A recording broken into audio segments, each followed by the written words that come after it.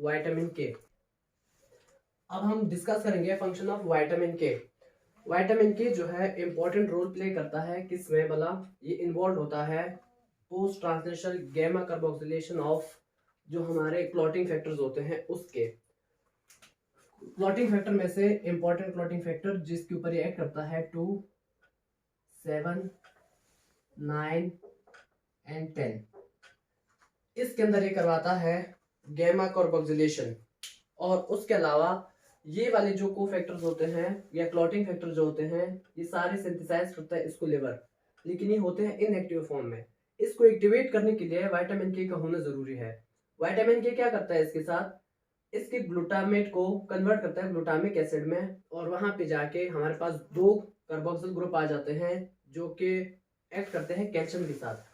Calcium के साथ bind होने के बाद ये वाले जो होते हैं प्लेटलेट्स की सरफेस के ऊपर आके लग जाते हैं और वो प्रोथ्रोम्बिन को कन्वर्ट करते हैं थ्रोम्बिन में, जो कि कोगुलेशन को आगे प्रमोट करते हैं। हम डिस्कस करते हैं कैसे करते हैं, इसका जो स्टेप है वो देखेंगे और हम आगे इसके फंक्शन देखेंगे।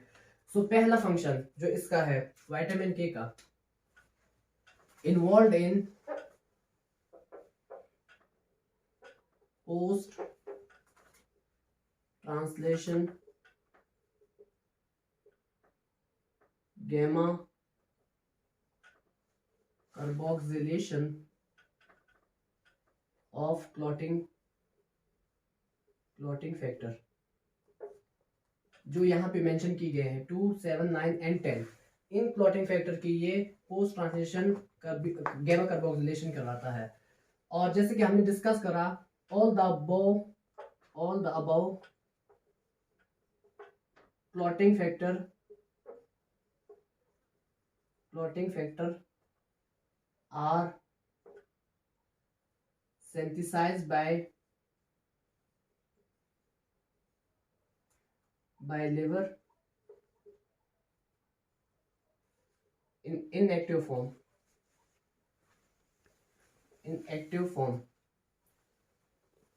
इसकी एक्टिवेशन के लिए विटामिन के का होना जरूरी है। हम देखेंगे स्टेप कैसे एक्टिवेट करते हैं, एक रिएक्शन देखते हैं हम। अमाइन ग्रुप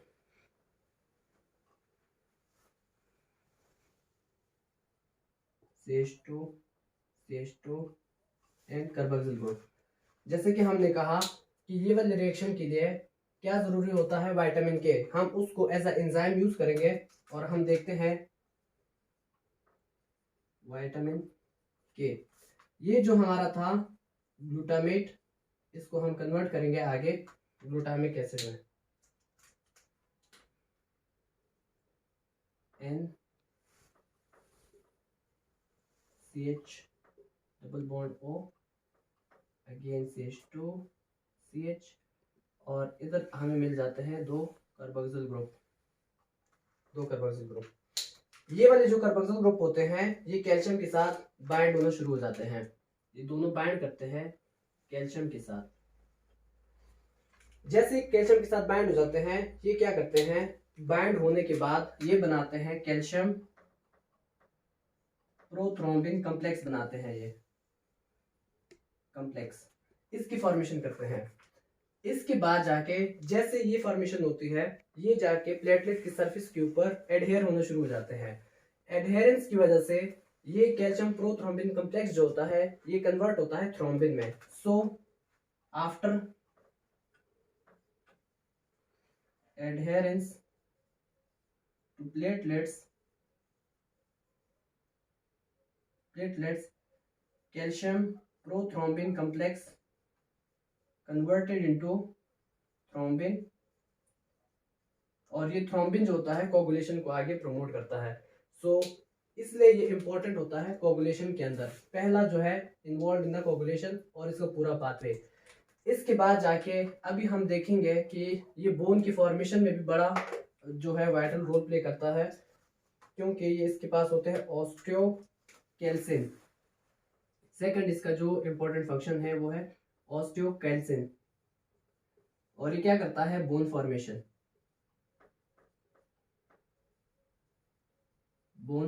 करता है।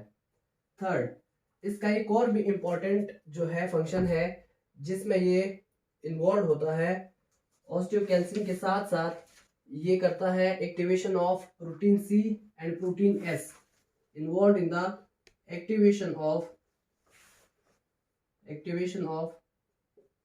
प्रोटीन सी एंड एस, और ये दोनों होते हैं एंटीकोगुलेंट।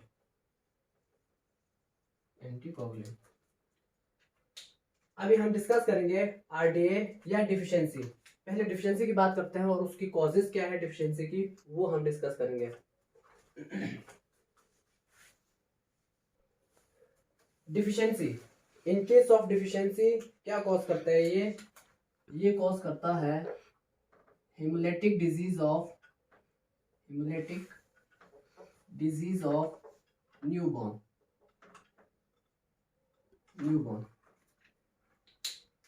इस डिफिशियंसी की कॉजेज क्या हो सकते हैं न्यूबॉर्न के अंदर, जो कि हेमोलिटिक डिजीजेस कॉज कर रहा है। अब हम इसकी कॉजेज देखते हैं। कॉजेज जैसे कि हमने स्टार्ट में कहा कि इसके प्रोडक्शन के लिए जो फंक्शन है विटामिन के का, और ये जो हमारे पास क्लॉटिंग फैक्टर्स है, ये प्रोड्यूस होते हैं कहाँ से, भला लिवर से। सही है, इनएक्टिव फॉर्म में होते हैं भले, लेकिन प्रोडक्शन इसकी होती है लिवर से। अगर हमारा लिवर जो है वो नॉन फंक्शनल है, तब भी इसकी डिफिशियंसी कॉज हो सकती है। ये हेमोलिटिक डिजीजेस ऑफ न्यूबॉर्न आ सकती है, जो न्यू नेटल होते हैं उसके अंदर। उसके साथ साथ दूसरा क्या हो सकता है, इमेच्योर हेपेटोसाइट्स, जो लिवर की सेल्स होते हैं, अगर वो इमेच्योर हो तो उसकी वजह से भी हो सकते हैं। उसके अलावा जो होती है स्टेराइल इंटेस्टाइन, बिकॉज जो हमारा इंटेस्टिनल बैक्टीरिया है, हमने कहा था कि जो हमारा वो है मेनाक्विनिन, वो सिंथेसाइज करते हैं उसको intestinal bacteria.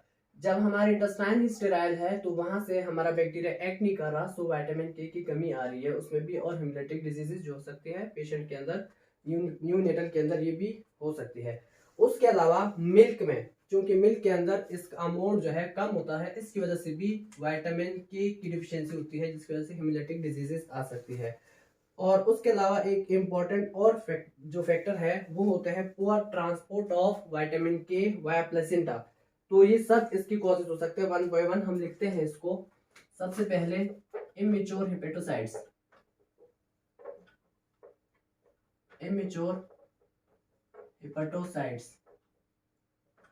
Second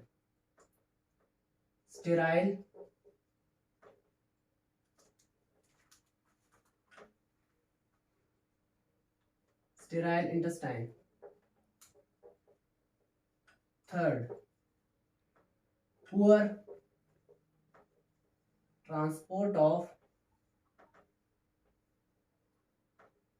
vitamin K via placenta.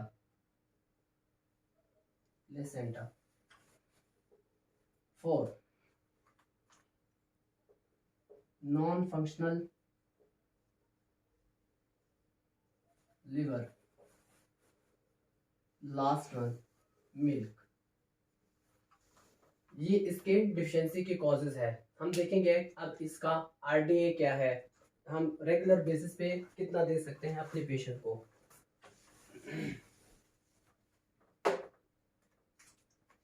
RDA, क्योंकि इसकी जो डिफिशियंसी है बहुत रेयर होती है, तो 40 to 140 माइक्रोग्राम पर डे हम अपने पेशेंट को इतना दे सकते हैं। उसके अलावा हम देखेंगे इसकी अगर टॉक्सिसिटी होती है तो क्या होगा इन केस ऑफ विटामिन के टॉक्सिसिटी।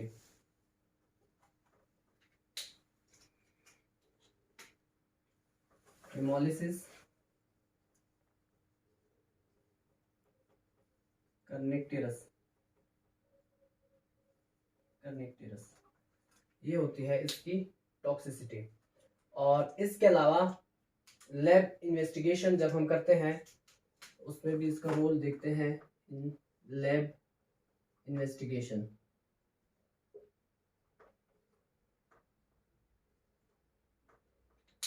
हम प्रोथ्रोम्बिन लेवल को मेजर करते हैं। पहले इसकी जो स्टेप होता है, सबसे पहले हम देखते हैं प्रोथ्रोम्बिन लेवल, उसके बाद हम विटामिन के जो है इंजेक्ट करते हैं, देन अगेन देखते हैं प्रोथ्रोम्बिन लेवल। अगर विटामिन के इंजेक्शन के बाद जो प्रोथ्रोम्बिन लेवल है वो नॉर्मल हो गया है हमारा, तो इट्स मीन कि ये कॉज हो रहा था किसकी वजह से, के की डिफिशियंसी की वजह से। अगर विटामिन के इंजेक्शन के बाद भी प्रोथ्रोम्बिन लेवल जो है वो नॉर्मल ना हुआ, it's mean it is related to the liver diseases. So हम दो बात देखते हैं प्रोथ्रोम्बिन मेजरमेंट। अगेन पीटी करते हैं, अगेन पीटी आफ्टर विटामिन के इंजेक्शन। अगर पीटी जो है, if prothrombin become normal mean vitamin के डिफिशियंसी। और अगर ये इंजेक्शन के बावजूद भी नॉर्मल ना हुआ, it's mean it is related to the liver diseases.